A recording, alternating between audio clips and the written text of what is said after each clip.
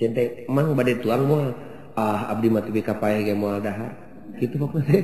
Ceng teh nuhun atuh eta nu leuwih hade. Pribados mah terus barang dahar. Malah tepi ka Cibatu jajan meuli leupeut jeung gorengan.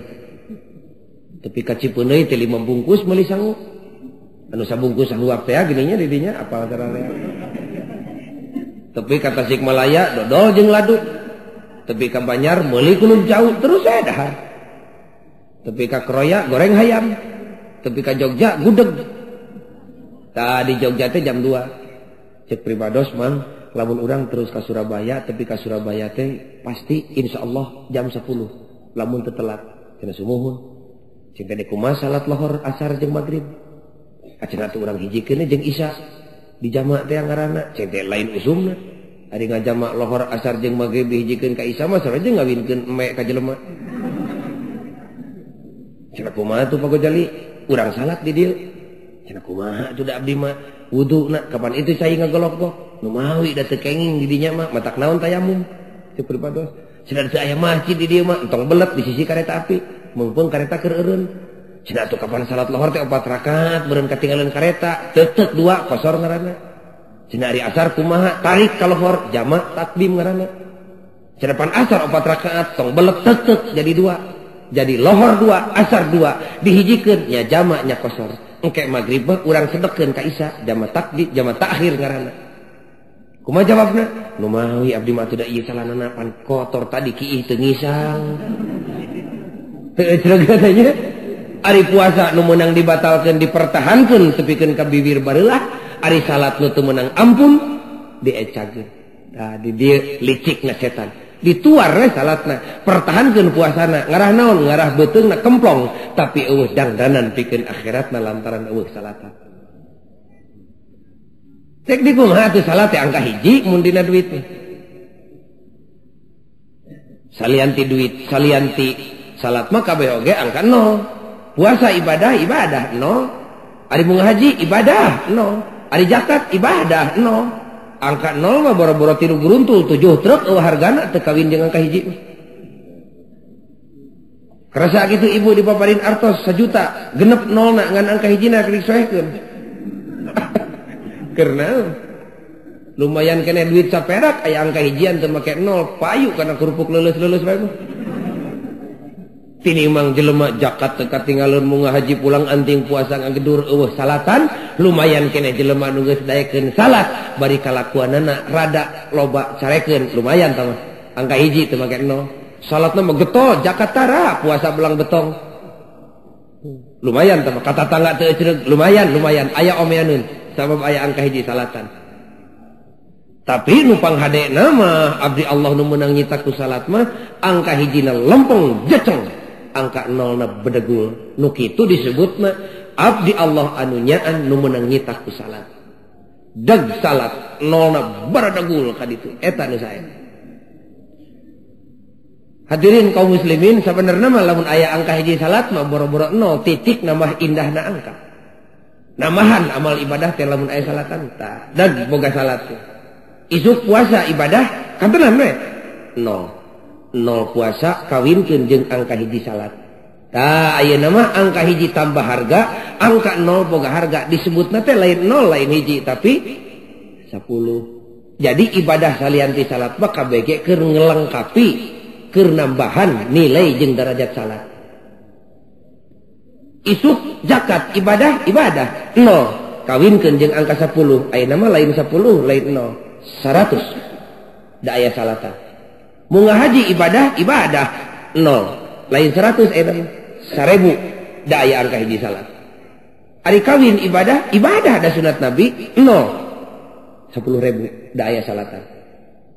Boga anak ibadah ari diurus mah 0 1 juta. Ari kawin ibadah tadi ge disebut sunat Nabi. Boga anak ibadah ari diurus mah. Ari jadi RT ibadah pang gede-gedena jadi RT. Ngurus umat teu digaji, ibadah gede. Lamun RT na boga angka hiji salat. Jadi RT teh ibadah, kaum tenang we. Jegur 0 10 juta. Jadi RW ibadah, ari sok salat mah RW na ibadah 0 100 juta. Coba. Panjang teuing disebutan kabeh mah. Dan nyinggahkeun cucuk di jalan ge pan ibadah. Panjang teuing loba teuing. Sakecelak cike sang bapak capek ngalah rezeki anu halal ibadah gede disebutna ge fisabilillah. Dina Islam mah boro-boro pagawean anu aya manfaatna keur balarea kahitut-hitut ibadah. Nya naon gunana hitutnya keur baturnya? Nu bogoh mah olah bae nu ngameuna mah. Ari keur nu hitutna mah aya gunana beuteung jadi kosong. Tah hitut ge ibadah keur nu sok salat. Juhur 0. 1 miliar. Jegur deui 0. 10 miliar da aya salatan. Anu wae kusim kuring ka kaum bapa didoakeun we. Kubeureun 0 zakat, 0 puasa, 0 hade ka tatangga teu pati boga. Sing mineng we hitutna sing mineng. Ngarah loba 0 na.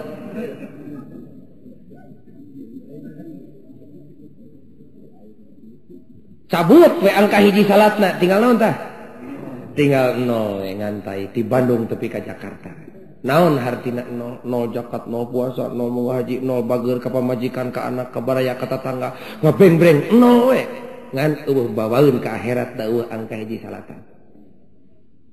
Tah ku sabab sakitu atuh salat teh kapanggih we geuningan salat teh atuh ngarupakeun jembatan anu dek ngahubungkeun ibadah alam dunya pikeun kepentingan akhirat. Zakat eueuh salatan kumaha tah? Sae pagojali, sae bageur tah. Diganyar di mana? Di dunya. Nya tangan teu salat, wayahna di akhirat tong ngarep-ngarep. Di dunya mah diganyar, da Allah mah tara licik, da ganjaran teh double hiji kontan, dua dianyuk, nu kontan di dunya dianyuk di akhirat. Getol pisan pagojali teh bunga hajina teh ibadah, hanya kal teu salat, ibadah keneh, hanya kal. Diganyar di mana? Di dunya, ari di akhirat. Moal kabagean, eueuh salatan. Puasana teh anteng-antengan eta pagojali ibadah, tapi teu salat deudeuh teuing. Naon sabab? Diganyar di dunya unggul di akhirat moal. Jadi segala amal ibadah Islam anu eueuh salatan nalapung pikeun akhiratna teu jadi dangdanan naon-naon. Kaharti we salat teh tihangna agama. Nu moe kusim kuring sering diomongkeun. Jelema nu zakat nu puasa nu munggah haji nolna baradegul ngan pedah eueuh angka hiji salat. Nu kitu disebutna teh jelema bageur ngan pedah teu bener. Sumun da getol salatna mah pagojali ngan zakat teu hayang puasa tara. Kumaha eta? Atuh kaharti ku akal. Naon sababna? Pan salat ukuran bener satiap jelema bener pasti bageur. Lamun bageur tacantang teu bener. Satiap bageur tacantang teu bener tapi lamun bener pasti bageur. Getol salat teu kaharti ku akal mung zakat mun aya. Getol salat nanti teu kaharti ku akal make mung hade ka tatangga. Getol salat nanti teu kaharti ku akal make mung haji mun aya rezekina. Da salat mah tanha anil fahsya wal munkar. Teu kaharti. Matak getol salatna mangan ka tatangga teu hade ka anak teu tanggung jawab. Oh meureunan eta mah tukang salat meureun eta mah. Ari ahli salat mah teu kaharti ku akal salatna alus make lakuna teu hade. Pasti hade. Ku sabab sakitu satiap salat pasti bageur. Tapi lamun bageur tacantang tudaikeun salat. Istilah sing kuring disebut salat ukuran bener salianti salat ukuran bageur. Satiap bener pasti bageur tapi lamun bageur tacantang tu bener da loba nu bageur tu bener. Satiap kiih tacantang tu ngising tapi lamun ngising pasti kiih. Da piraku di dieu aya nu ngising tara kiih di dieu. Tagiringkeun jelema teh sina ngising ngarah kiih. Giringkeun sina salat ngarah daekeun bageur. Kabaraya ka tatangga tanggung jawab ke umat jeung ka bangsa. Tapi salat teh ulah lali salat ahli. Supaya jadi ahli salat atuh ngawitanana mah kan tenan dibiasakeun heula. Dibiasakeun salatna. Laku perbuatan nu dilakukeun leuwih ti sakali bakal jadi biasa. Kebiasaan di mana geus diturutan ku tatangga bakal jadi adat di mana geus jadi adat, bakal jadi sifat di mana geus jadi sifat, bakal jadi tabiat di mana geus jadi tabiat, bakal jadi pribadi. Lamun geus jadi pribadi mah moal bisa dirobah sabab geus nyelap dina dadana. Lamun jelema salatna geus jadi pribadi kakara si eta disebut mibanda pribadi muslim nu sanyana. Hadirin kaum muslimin sakali deui mugi dicatet dina mana anu leresna eta teh tina agama anu kaliruna mah tina kakaliruan sim kuring sorangan. Muga-muga Allah ngahampura. Hadirna para wargi ka dieu muga-muga sing jadi sabab dibebaskeun tina rupa-rupa dosa. Anu parantos anu nuju sareng anu bakal, nu karasa anu teu karasa jeung nu teu rumasa. Moga-moga ku Allah dihampura. Urang hayang ngariung mung pulung kita lain di alam dunia wunggul hayang babarengan dina poe kiamah bareng kieu bari aya dina papayung kariduan Allah Subhanahu wa taala. Urang ngadoa jeung simkuring bejana mah ieu doa teh ti Kangjeng Nabi ceuk Ibnu Abbas. Sok urang ngajerit ka Rabbul Alamin tuturkeun pribados. Bismillahirrahmanirrahim. Bismillahi ma syaa Allah. La yasuqul khaira illallah. Ma syaa Allah. La yasrifus su'a illallah. Ma syaa Allah. Wa ma bikum min ni'matin faminallah. Ma syaa Allah. La haula wa la quwwata illa billah. Amin ya Allah ya rabbal alamin. Rabbana atina fid dunya hasanah wa fil akhirati hasanah wa qina adzabannar. Wassalamu alaikum warahmatullahi wabarakatuh.